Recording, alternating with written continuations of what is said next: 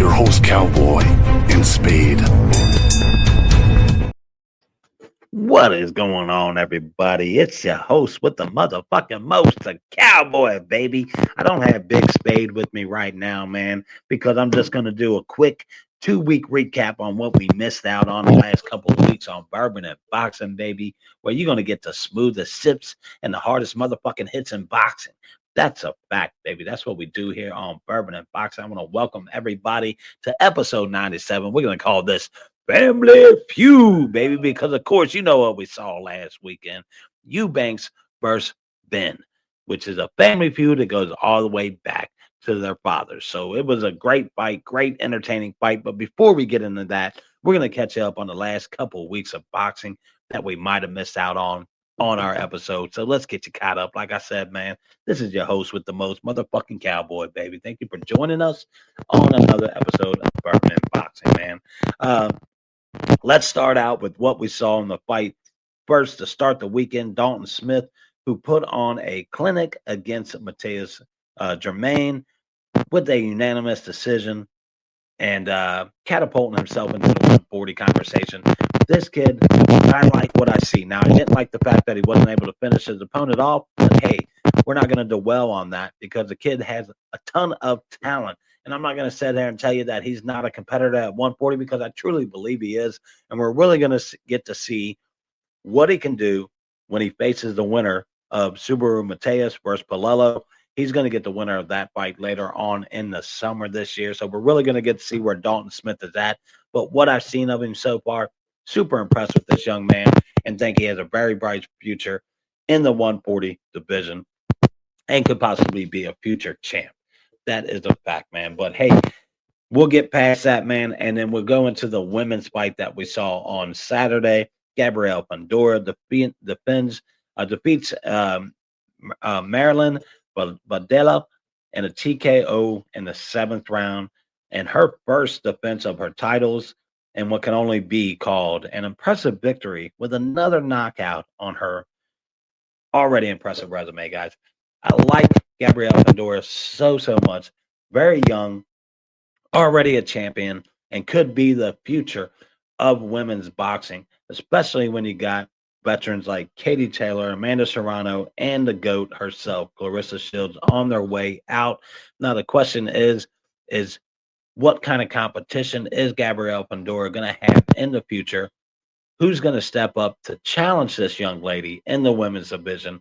And where can she go? She's very young. How much farther can she move up in weight? And who could be a good competitor for her next? I would love to see her against somebody like Alicia Baumgardner or Michaela Mayer. I don't know what her ceiling is and her weight. She's young, but I think those would be great future fights for her. Now let's get on to the undercard of that, guys. As we saw a complete upset, in my opinion, as we watch Jorge Garcia Perez defeat Charles Conway in a split decision. Conway, who was ranked as the number one contender in the welterweight, now has to go back to the drawing board to make some changes, guys. I saw the size is a big issue with Conway. He is an absolute inside fighter. He does not have the reach that we would want him to have. And at 154, that's going to be an issue. A lot of these guys at 154 can fight on the outside. And if he wants to make this an inside fight, he's got to learn how to get inside a lot better, as he could not do that with Perez, who kept the outside advantage and the reach on him the entire fight. And even when you thought Conway was kind of coming alive a little bit, Perez shut it down and started doing what he does best, keeping that reach. Very impressive win for Perez. Very tough loss for Conway. We'll see what he does when he goes back to the drawing board and see if he can make some changes to figure out how he can start getting inside, especially with these bigger fighters, man. If that reach is going to be at a disadvantage for him, I don't see him being as competitive as I thought he was going to be at 154, guys. So that's a shame to see that, man. And I was very disappointed in that loss for Conway. But hey, everybody has an off night. Maybe that's what we saw with Conway. Everybody has a bad day, but hopefully this young man can get back out there, figure it out. Love to see Conway continue to be a threat at 154. But if not, it is what it is. That's boxing, baby. That's the way it works. You either are or you're motherfucking not. That's the way it goes. Let's jump into what we saw the weekend that just passed with what I call a family feud. Chris Eubanks Jr. versus Connor Benn, who got the unanimous decision over Connor Benn, and what was a great competitive fight. But I'm going to be real with you guys. This fight isn't that competitive if you take away the what was that the goddamn rehydration clause that they had on Chris Eubanks Jr., who looked absolutely drained. I think this guy needs to jump up to 168, stay at the 168 division where he can get some really good fights in that division. You got Jaime McGee, you got Berlanga. Jaime fighting this weekend, but you got Berlanga up there. You got Caleb playing up there. You got Charlo up there now. It's a good little division for Chris Eubanks to jump into, and there's plenty of competition for him at 168. He looked like a skeleton at 160, and there's nothing in the 160 division to really keep him there. As Shiraz, who was a pretty good 160 fighter, has now moved up to 168, claiming he can't make the weight. So now you got another addition at 168 that could be a great fight for a guy like Chris Eubanks. And at 160, like I said, man, you got Janabek and you got Carlos Adames. He's not going to get that fight between either of them guys soon because they are supposed to be fighting each other. So if I'm Chris Eubanks, I definitely move up to 168 as we saw a weight issue with him, and he looked drained from round one to the last round. He looked like he really struggled to do what he needed to do in this fight against Connor Benn. And that's not taking anything away from Connor Benn. They talk about a rematch has been set already. I do not want to see that for Chris Eubanks Jr. And I would love to see Connor Benn move forward at the 154 division or 147, whatever division he decides he really wants to truly stay in. I think the 154 works a little bit better for Connor Benn.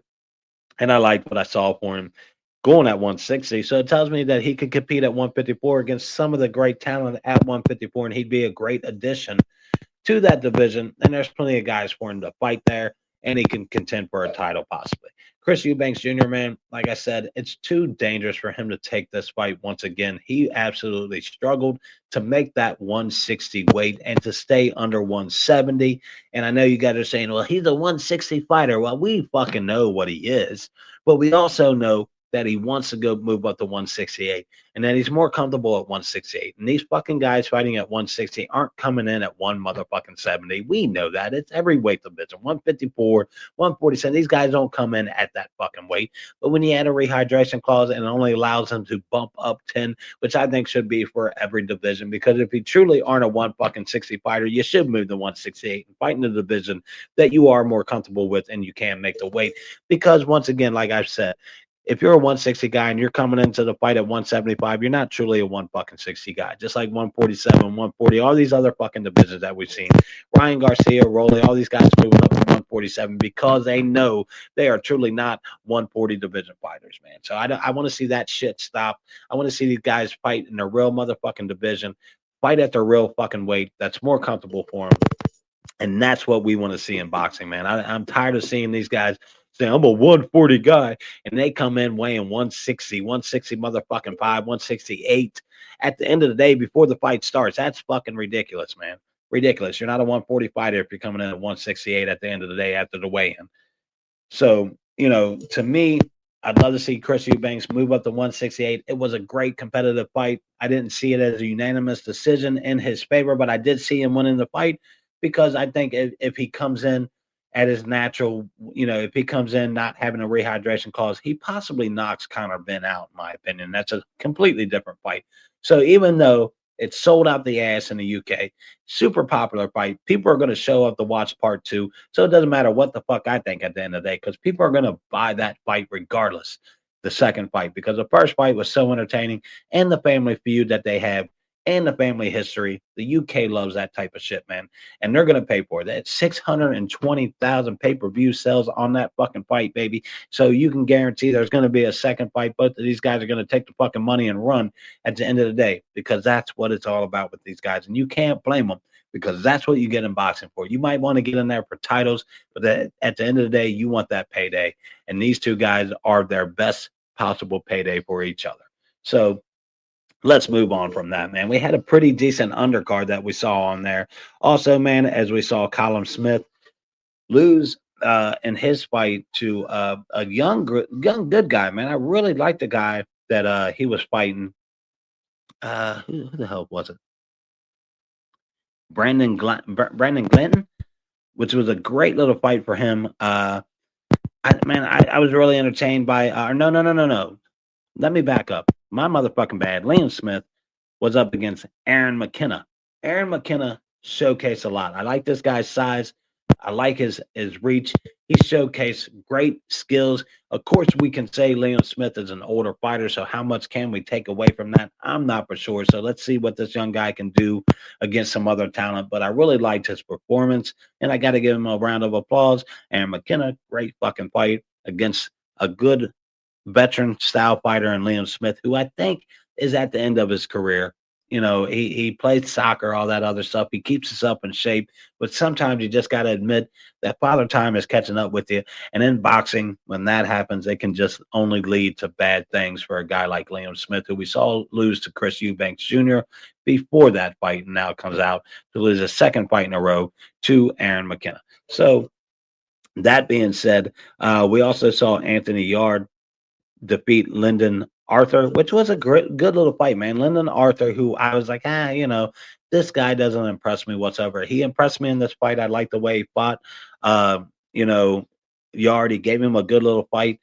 Super impressed by what I saw him did. I can't really give you much opinion on what I saw Chris Billum Smith do, or the other two fights on that card. I think I want to say Riley defeated Clark, which was an upset as they considered. I don't know much about either of those fighters. So we're going to go ahead and move on. And I'm not going to get too much into next week's fights because me and Big Spade are going to be on with you guys tomorrow. And we're going to cover all the amazing fights coming up and what can only possibly be one of the biggest weekends in boxing that I've witnessed as a boxing fan, especially in the last 20, 25 years. This weekend is absolutely amazing, man. You're going to get Friday, Saturday, Sunday mega fights, man. The Friday card is loaded with Ryan Garcia, Rolly Ramirez. You're going to get Devin Haney versus Ramirez. You're going to get Teofimo Lopez fighting. Who is he fighting? Is he fighting Hitchinson? I had to go back on who he's fighting. I'm going blank on who he's fighting. But you got Teo on the card. You got Devin Haney on the card. You got Ryan Garcia on that card. I mean, come on, guys. Doesn't get much better than that for a Friday entertaining fight for all you boxing fans. And then on Saturday, you're going to get Canelo Alvarez defending his titles against William Skull, who I don't know a damn thing about William Skull. I don't know what he brings to the table. This guy was once again another guy gifted the IBF title because the IBF keeps making these bullshit ass fucking mandatory fights with guys that we don't even know about. A lot of European guys, a lot of overseas guys that we don't know a lot about.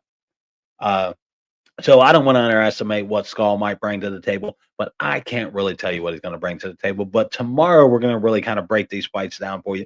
On that Saturday card, you're also going to get Jaime Magia back in the ring with a rematch against a guy who absolutely beat him, caught him with a who he was beating convincingly, and then he was caught with a overhand punch that laid him out for the first time in his career. So maybe this time you come in and you keep that guard up, Jaime, and you don't let your guard down thinking that, you got this fight won because it's boxing, baby. The minute you think it got it won, somebody lands a vicious punch.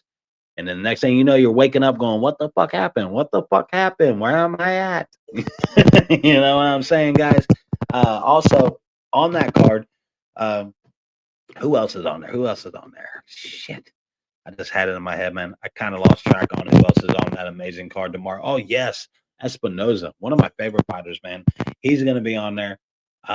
Really interested to see what he's going to do tomorrow night. But great addition. Friday card, Saturday card, both loaded. And then on Sunday, of course, you're going to get pound for pound, who could be some people's number one, some people's number two, some people's number three, but he's definitely a top 5 pound for pound fighter. And Noah Inoue is going to be defending his titles on Sunday. And I'm pretty sure that one is in Japan. Hopefully we get him over here in the States soon. I'd love to see him over here in the U.S. During a different time where I don't have to wake up at 3 o'clock in the fucking morning to watch these fights in Japan. So we're going to see what happens there, guys. But like I said, this was a quick hit edition of Bourbon and Motherfucking Boxing, baby, with your host with the most and the Cowboy, bringing you what happened in the last couple of weeks. It's a speed round. That's what I want to call it. The speed round for Bourbon and Boxing. A short, sweet episode, episode 97. And thank you for joining us. And make sure to join me and Big Spade tomorrow as we're going to break down this weekend's mega cards going on and what could only be described as a hell of a week for boxing, baby. So join us tomorrow for episode 98. And thank you for joining us for episode 97, baby. The Cowboy, your host with the motherfucking most. I'm over and out. Hit that like, subscribe, comment down below. Tell me what you think about the fights coming up this weekend. And then join us tomorrow for episode 98 as we're going to get that up before all the big fights are going on. Thank you guys once again. It's a Cowboy. Over and out, man. Love you guys. Have a great night.